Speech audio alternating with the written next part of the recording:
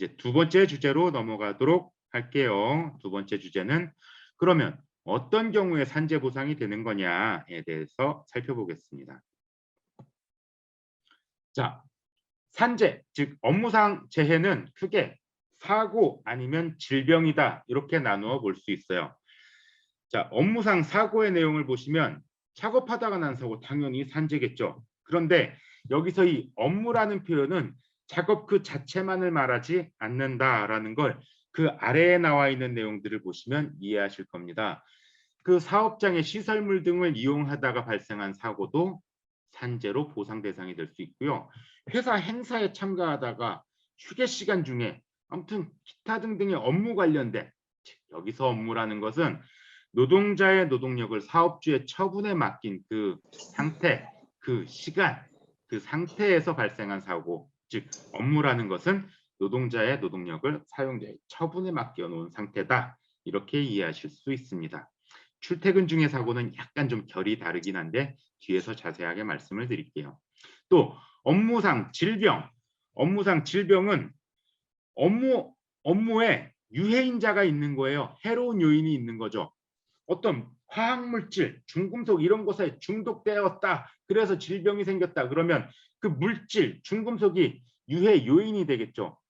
무거운 것을 들다가 허리를 굽혀서 일을 하다가 허리에 디스크가 걸렸다. 의학적으로는 추간판 탈출증 이렇게 말을 하죠.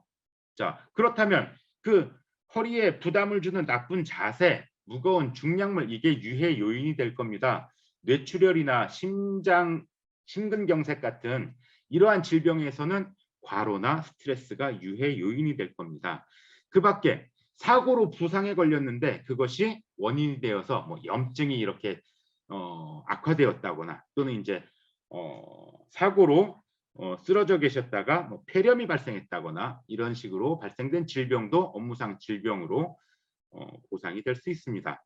또는 업무 관련된 정신적 스트레스가 원인이 된 우울증 같은 경우 이러한 정신질환들도 업무상 질병으로 보상이 될 수 있습니다. 즉 산재는 업무상 사고, 업무상 질병, 여기서 업무라는 것은 노동자의 노동력이 사용자의 처분에 맡겨진 상태이다라는 것 말씀드리고 사고와 질병으로 나누어서 구체적으로 들어가도록 하겠습니다. 자, 업무상 사고에서 기억하셔야 될 키워드는 지배관리 상태예요. 지배관리 상태라는 말은 앞에서도 말씀드렸죠. 작업 그 자체, 본연의 업무를 수행하다가 발생한 사고, 당연히 그렇겠지만 업무 준비를 하다가 마무리를 하다가 또는 일을 하다가 물을 마실 수도 있고요. 화장실을 갈 수도 있죠. 그러다가 발생한 사고. 제가 이제 노동법 노무사를 준비하기 위해서 노동법 공부를 할 때 그 책에 나왔던 사례 중에 생수병에 들어있는 것이 물인지 알고 마셨는데 화학약품이어서 돌아가신 사고. 이 생리현상, 물을 마시려는 생리현상 때문에 이제 그것도 이제 당연히 산재가 되겠죠, 그렇죠? 예. 또는 이제 그 이동 과정에서 화장실을 가다가 이동 과정에서 발생한 사고도 시설물의 결함 하자에 문제가 있다면 산재로 보상이 될 수 있습니다. 출장도 당연히 업무죠. 출발지가 집이 될 수도 있고요. 직장이 될 수도 있습니다. 출발부터 도착해서 업무를 보고 다시 복귀할 때까지가 모두 출장인 겁니다. 경로를 이탈하지 않았다면 그 과정에서 발생한 사고는 업무상 사고로 인정됩니다. 출퇴근재해는 노동력을 사업주의 처분에 맡겨놓은 상태라고 볼 수는 없어요, 사실은. 그러니까 출근을 해서 작업장에서 일을 할 때부터 노동력을 사업주에게 맡겨놓은 거죠. 하지만 어떤 과정이 있었냐면 이 노동자의 출퇴근재해는 산재법에 보상 대상으로 인정된 지 얼마 안 됐어요. 그런데 공무원의 산재는 공무상 재해라고 부르거든요. 근데 공무원의 경우에는 출퇴근 재해가 공무상 재해로 인정되도록 법에 규정되어 있었어요. 왜냐? 이 출퇴근이라는 것은 공무원 노동자가 업무를 수행하는데 필수적이지 않냐라는 이유 때문이었죠. 그렇다면 공무원 노동자는 출퇴근이 공무상 재해로 인정되는데 공무원이 아닌 노동자는 출퇴근이 업무상 재해로 인정되지 않는다? 이거 뭔가 좀 문제가 있지 않느냐라는 문제 제기가 계속 있었던 거고 법이 개정되었습니다. 그래서 이 업무 수행의 필수적인 출퇴근 과정도 업무상재해로 포함되게 되었습니다. 다만 출장과 마찬가지로 정상적인 경로를 이탈했느냐 그렇지 못했느냐를 따지게 됩니다. 그런데 출근하다가 아이를 어린이집에 맡길 수도 있고요. 퇴근길에 병원에 들리거나 마트에 들려서 장을 볼 수도 있습니다. 이거 상식적으로 누구나 할 수 있는 건데 이거 경로 이탈이라서 업무상 재해로 인정 안 한다? 이거 좀 문제가 있지 않을까요? 그래서 산재법에서는 상식적으로 출퇴근 과정에서 할 수 있는 것들을 쭉 나열을 해서 이것도 출퇴근 재해에 포함되도록 정해 놓았습니다. 다만 그 이동 경로 과정에서 발생한 사고가 산재 보상 대상이 되는 것이지 중간에 중단된 경우에 중단된 시간 중에 발생된 사고는 산재 보상이 되지 않습니다. 예를 들어서 뭐냐면 퇴근길에 마트에 들려서 장을 보는데 그 마트에서 화재가 났어요. 이거 출퇴근 재해일까요? 아닙니다. 지금 말씀드린 것처럼 출퇴근 이 통근 과정이 중단된 상태에서 발생한 재해이기 때문에 그거는 그 화재의 원인을 제공한 측에 손해배상 청구를 할 수 있는 것입니다. 자, 통근버스는 이전에도 이건 시설물 지배관리의 문제하고 관계가 되는 거죠. 통근버스는 사용자의 지배관리 상태에 들어가 있는 것이기 때문에 이전부터 업무상재해로 보상이 됐습니다. 휴게시간, 행사 모두 지배관리 상태에 있다라고 인정되면 산재 보상 대상이 될 수 있습니다. 사업주가 제공한 시설의 결함, 하자 또는 관리 소홀 때문에 발생한 사고도 기숙사에서 또는 사업장 안에서 이동 과정에서 계단을 오르내리다가 뭐 용접이 잘못되었거나 빙판길에서 넘어졌거나 하는 것도 이러한 시설물의 결함, 하자, 관리 소홀 때문에 발생한 사고로 볼 수 있습니다. 자, 오른쪽 화면 밑에 세 가지 경우를 보시면 요거는 지배관리 상태와 약간 결을 달리하지만 같이 보실게요. 사업장에서 천재지변 돌발적인 사고, 사람이라면 누구나 피난, 구조행위를 할 수 있죠. 이 경우도 업무상 사고의 범위에 들어간다. 업무 관련해서 삼자의 가해 행위 때문에 폭행을 당해서 쉽게 말해서 다치게 됐다. 이것도 업무상 사고에 들어갈 수 있다. 대표적인 예가 지금은 좀 철진한 얘기긴 한데 예전에 그 방송 수신료를 지금도 이제 그 KBS는 방송 수신료를 납부하잖아요. 이걸 이제 일일이 수금하러 다니시는 분들이 계셨어요. 근데 광고 수익까지 얻으면서 방송 수신료를 받는 거 너무하지 않냐? 수신료 납부 거부 운동이 벌어지기도 했어요. 그러다 보니까 이 수신료를 수금하러 다니시는 노동자들께서 이 거부 운동하는 분들하고 마찰이 생겨서 이렇게 가해 행위로 이제 피해를 보신 경우들이 있었거든요. 이런 경우가 대표적으로 업무 관련해서 삼자의 가해 행위로 발생된 업무상 사고다라고 볼 수 있고요. 이미 산재가 나서 요양 과정에서 병원에서 발생한 의료 사고 또는 병원 안에서 또는 통원 과정에서 발생한 사고도 업무상 사고로 인정된다. 최초의 업무상 사고와 인과관계가 있기 때문이죠. 자, 다음에 질병에 대해서 말씀을 드릴게요. 화면 오른쪽을 먼저 보시면 질병이라는 것은 결과예요. 그러면 이 질병이라는 결과를 발생시킨 원인이 업무에 있었느냐, 즉 원인과 결과의 관계, 줄여서 인과관계라고 말하죠. 이 질병을 발생시킨 원인이 업무에 있었느냐, 그 인과관계를 따져서 업무상 질병으로 인정할 거냐 말 거냐를 판단한다라는 거죠. 그런데 보험료를 납부하는 사업주의 입장 또는 보험급여를 지급하는 근로복지공단의 입장에서는 조금 더 엄격하고 의학적으로 과학적으로 엄격한 인과관계를 요구하려는 마음이 있지 않을까요? 반대로 보상을 받아야 되는 노동자 입장에서는 노동자라면 당연히 산재보상해 줘야 되는 것 아니냐, 좀 느슨하게 인과관계를 판단해야 될 거 아니냐라는 마음이 있을 겁니다. 이 점에 있어서 인과관계는 엄격한 것도 아니고 느슨한 것도 아니고 상당한 수준의 인과관계면 족한 것이다 라고 얘기를 합니다. 한마디로 상당 인과관계 이렇게 표현을 하는데요.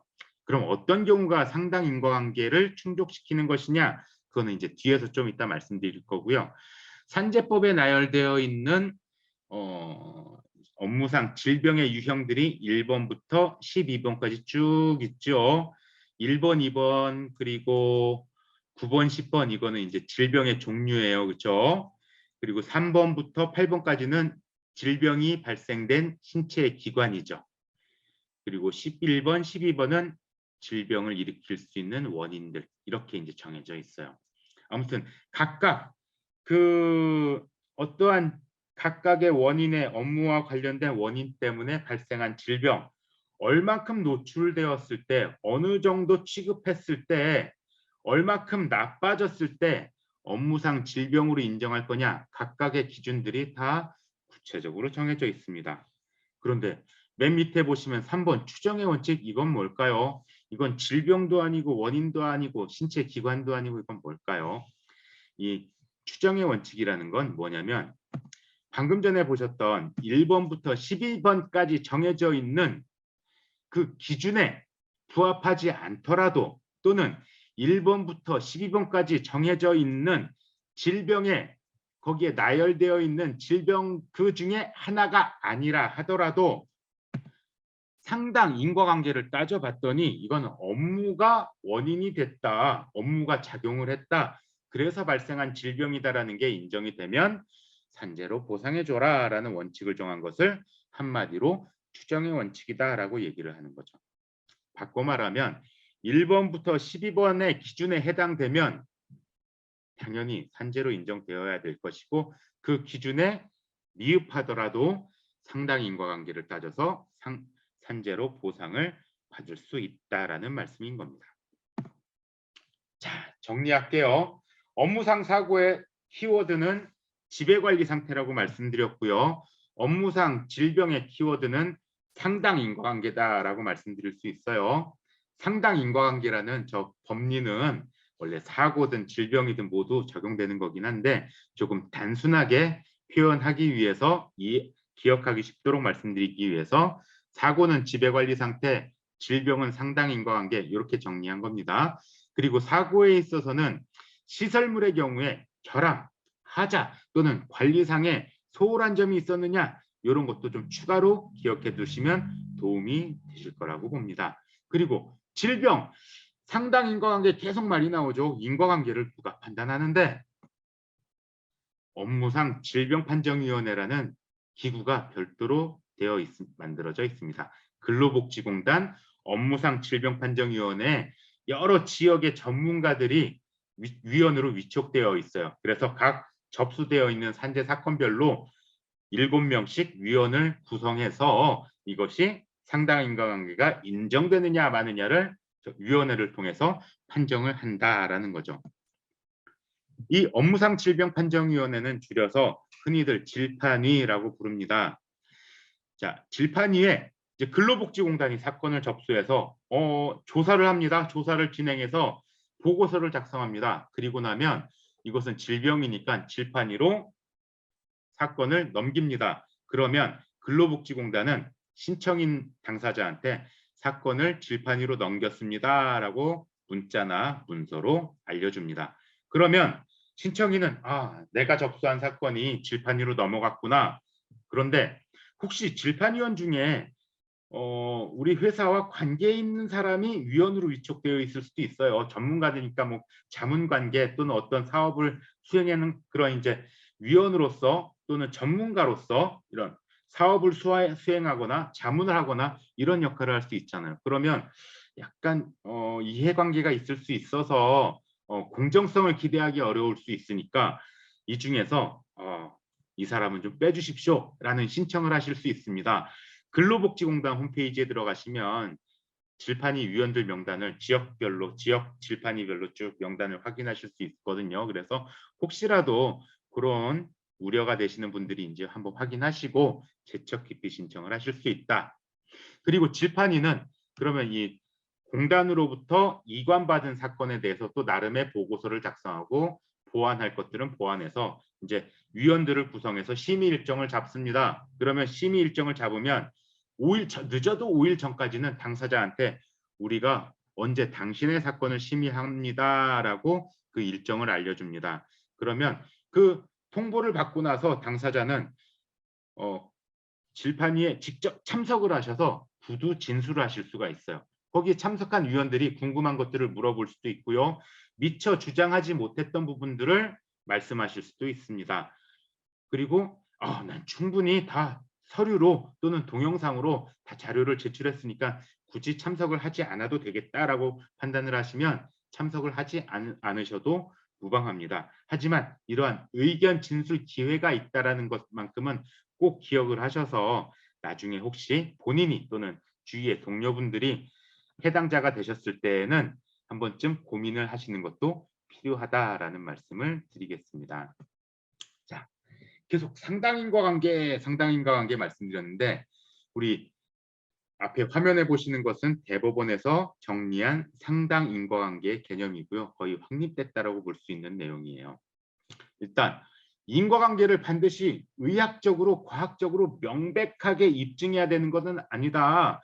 엄격한 인과관계를 요구하는 건 아니다라고 앞에서 밝히고 있죠. 그리고 이제 화면 오른쪽으로 넘어가 보면 그러면 엄격하지 않은 수준에서 어떤 정도면 상당 인과관계를 인정할 수 있는 것이냐 구체적으로 내용에 들어가 보면 평소엔 정상적으로 일을 할 수 있을 정도의 기초질병이 있다 하더라도 예를 들면 과로, 스트레스 뭐 이렇게 이제 어떤 유해 요인 때문에 뇌출혈이 발병을 했어요. 그런데 이분이 고혈압 또는 당뇨 또는 고지혈증과 같은 기저질환이 있는 분이셨어요. 하지만 평소에 정상적으로 일을 하셨던 분인 거죠. 하지만 언제부턴가 이 과로와 스트레스로 이게 기저질환이 갑자기 악화돼서 뇌출혈이라는 질병으로 발전을 했다. 이것을 이제 이 판결문에서는 자연적인 진행 속도 이상으로 급격하게 악화된 때에도 입증이 있는 경우에 포함된다라고 설명을 하는 거죠. 풀어서 말씀드리자면 이게 뭔 얘기냐?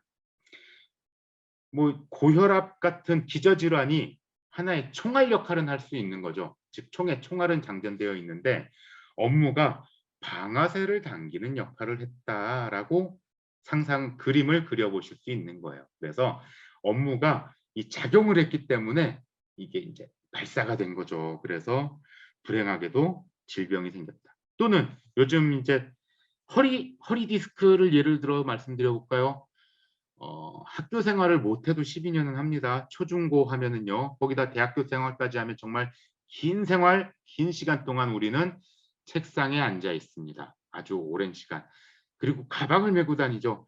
청소년들 척추측만증 참 많다 이런 얘기 많아요. 그런데 이제 그러다가 현장에 가서 일을 하게 됐습니다. 그러다가 그 추간판 탈출증, 이제 허리 디스크가 생긴 거죠. 취약 요인이 있었습니다. 하지만 허리에 부담을 주는 작업 자세와 중량물 취급이 계속 누적되다 보니까 이게 점점점 나빠지는 속도보다 더 빠르게 나빠져서 이 추간판 탈출증, 허리 디스크가 온 게 아니냐, 즉 업무가 작용을 해서 더 나빠진 게 아니냐라는 거죠. 그렇다 보니 이 기준은 보통 사람 기준으로 판단하는 게 아니라 그 당사자를 기준으로 판단해야 되는 것이다라는 결론을 당연히 맺을 수 있죠. 흔히 이렇게 생각하는 경우 많잖아요. 딴 사람들은 다 멀쩡한데 왜 저 사람만 저럴까요? 그렇지 않다라는 겁니다. 예. 그 당사자, 그 기저질환 또는 취약 요건을 가지고 있다 하더라도 그 당사자를 기준으로 더 업무가 작용을 해서 질병이 발생했다면 업무상 질병으로 인정될 수 있다라는 게 원칙이다라는 말씀인 거죠. 자, 여기까지 두 번째, 어떤 경우에 업무상 사고, 업무상 질병으로 인정되느냐에 대해서 말씀드렸어요. 사고는 지배관리 상태, 질병은 상당 인과관계, 이 두 가지 키워드를 기억해 주시면 좋겠습니다.